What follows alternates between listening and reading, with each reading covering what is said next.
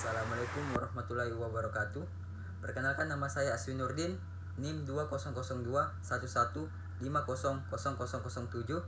kelas Arsitektur A.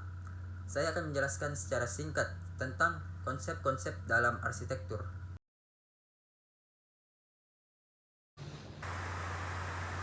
Konsep.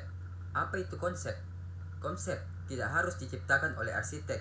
Barangkali contoh terbaik dari suatu rencana tangkapan terhadap suatu konsep yang dinyatakan dalam program klien adalah rancangan Le Corbusier untuk pusat seni rupa tukang kayu di Universitas Harvard. Pusat seni rupa merupakan bagian tingkat pendidikan dari universitas tersebut dan terbuka bagi semua mahasiswa. Tidak hanya untuk mereka yang mengambil kesenian sebagai pelajaran pokok. Dasar pemikiran dalam program ini adalah bahwa dapat melihat kegiatan dan kehidupan pusat seni rupa tersebut, maka akan lebih besar kemungkinan mereka untuk mengikuti pelajaran-pelajaran di pusat seni rupa itu. Tangkapan dari Le Corbusier adalah membuat sebuah jalan landai dari suatu jalanan setapak bagi sirkulasi perjalanan kaki yang sudah melindungi tapak yang melintas melalui pertengahan gedung, dengan memberikan pandangan ke dalam banyak studio bengkel. Konsep adalah antitesis dari wawasan-wawasan yang sama sekali belum tepat suatu wawasan untuk merancang sangkar burung di kebun binatang adalah tentang seekor burung yang sedang terbang.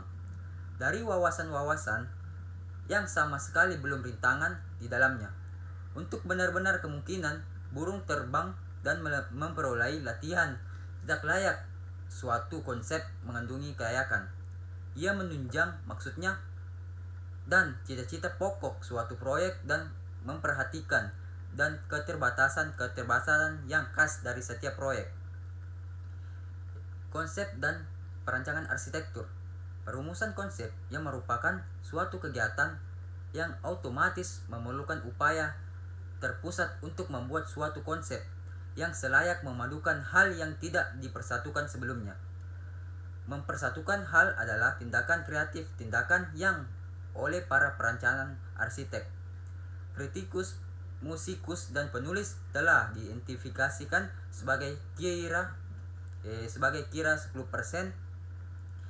terinspirasi atau jenius dan 90% kerja keras. Perumusan konsep adalah suatu kegiatan yang tidak biasa bagi kebanyakan orang. Para mahasiswa arsitektur mengalami banyak kesulitan untuk menguapnya, seperti juga dengan aspek-aspek perancangan yang lain. 3 masalah yang menjadi pengembangan keahlian dalam pembuatan konsep. Yang pertama, rintangan pertama tentang masalah komunikasi. Yang kedua, tentang kekurangan pengalaman. Dan yang ketiga, mengenali masalah pembangkitan hierarki. Gagasan. Gagasan adalah pemikiran nyata yang saintifik yang kita miliki sebagai pemahaman, pengertian, atau pengamatan. Dalam arsitektur, kita memiliki gagasan tentang banyak hal, termasuk salah mengarahkan letak rumah, penempatan dapur, cara terbaik untuk memanfaatkan ventilasi alam, yaitu konservasi energi, pentingnya bahan-bahan yang tahan lama, peraliban antara bentuk-bentuk, cara terbaik untuk membuat urutan ruang, dan sebagiannya.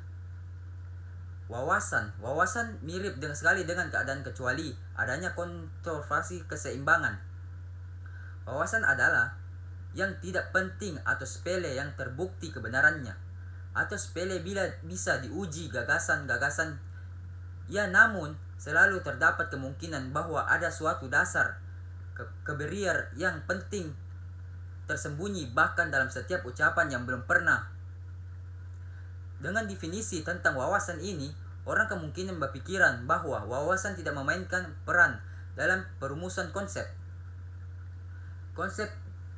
dan gagasan. Konsep serupa dengan gagasan dalam arti makna pemikiran yang kita miliki sebagai hasil dari suatu pemahaman.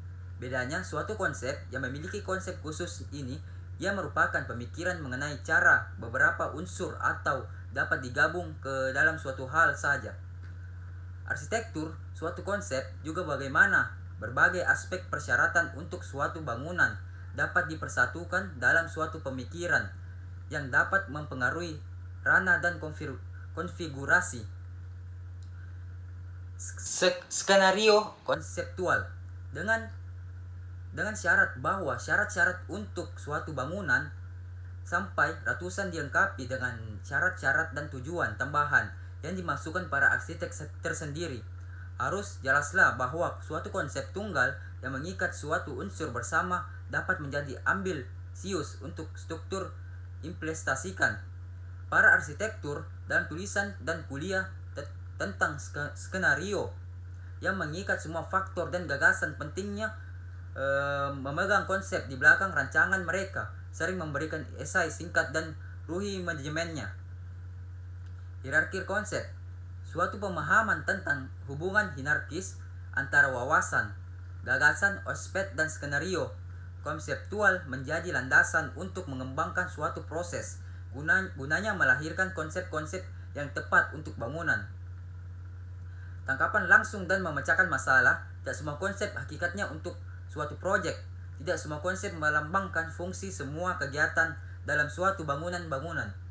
Konsep dapat dikembangkan sekitar masalah-masalah yang lebih pragmatif, yang sering dengan pengembang mengidentifikasikan sekitar masalah-masalah yang lebih pragmatif, yang sering dengan mengambang identifikasi dalam program bangunan. Metafora dan perumpunan seperti analogi, metafora, atau biasa disebut kiasan. Identifikasi hubungan di antara benda-benda, tetapi hubungan ini lebih bersifat abstrak ketimbang nyata. Perumpamaan antara metafora yang menggunakan kata-kata seperti atau bagaikan untuk mengungkapkan suatu hubungan. Meta-analogi mengidentifikasi hubungan harafiah yang memungkinkan fora dan perumpamaan yang mengidentifikasikan pola hubungan sejajar dengan Charles Moore. Dalam suatu pembahasan tentang hal ini, menariknya hatinya mengemukakan bahwa ia ingin agar bangunan-bangunan menyerupai batu alam. Buku konsep, definisi arsitek, bahwa arsitektur dan guru desain semuanya terlibat dalam pembuatan bentuk bangunan. Ada banyak teknik, model, prakdim yang valid, idiom, dan proses untuk perancangan mempelajari desain. Pengajaran artinya yang paling semua berfungsi sebagai kendaraan atau katalisator. Arsitektur yang sukses dalam arti yang paling semua berfungsi sebagai kendaraan atau katalisator. Kita tentang aktivitas desain dan untuk mengatur serta menyajikan informasi tentang mendesain salah satu gagasan tentang konsep yang digunakan Lear untuk menyajikan beberapa pemikiran tentang desain arsitektur. Kaitan dengan proses desain. Konsep dalam proses desain arsitektur biasanya dianggap sebagai bagian dan fase desain skematik dalam proses perencanaan. Di sini, secara tradisional, desainer telah menghasilkan ide-ide besar untuk desain bangunan. Konteks untuk mendapatkan konsep sebelum membahas pertimbangan yang berhubungan langsung dengan proyek bangunan, ada beberapa yang harus diperhatikan yang lebih luas yang membentukkan konteks untuk memahami konsep arsitektur pendapatkan. Yang pertama, filosofi umum dan nilai-nilai kehidupan desainer.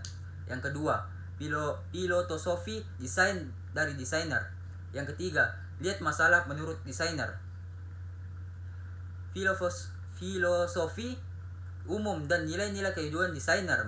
Masalah-masalah ini tidak berada dalam ranah tradisional arsitektur, meskipun mereka sangat mempengaruhinya. Nilai-nilai desainer, sikap pandangnya, hidup, dan pola perilaku umumnya semuanya memainkan peran penting dalam membentukkan pandangan umum desainer tentang desain, merancang, dan pengertian. Ini hanya salah satu segmen dari perilaku manusia dan diatur oleh pertimbangan psikologis seperti hal perilakunya yang lain. Beberapa kategori psikologis umumnya yang ikut mempengaruhi pembentukan filosofi desain yang dapat mempengaruhi pengambilan keputusan desain. Terbagi menjadi 5. yaitu motivasi dan berminat. Yang kedua, meningkatkan citra dari keterangan pada atau kemandirian penggunaan harga diri dari luar. Yang keempat, memperluas lingkungan dan mempengaruhi seseorang. Yang kelima, kepedulian terhadap sesama. Pengambilan konsep sering kali merupakan tahap dan perencanaan ketika merancang mengalami frustasi dan kepuasan yang paling intens. Terkadang sangat sulit bagi desainer, mungkin ada kekhawatiran yang lebih besar atau validitas gagasan pertama tentang desain bangunan ini daripada di titik lain manapun dalam proses perencanaan. Sekian dari saya, kurang lebihnya mohon maaf atau ada salah kata.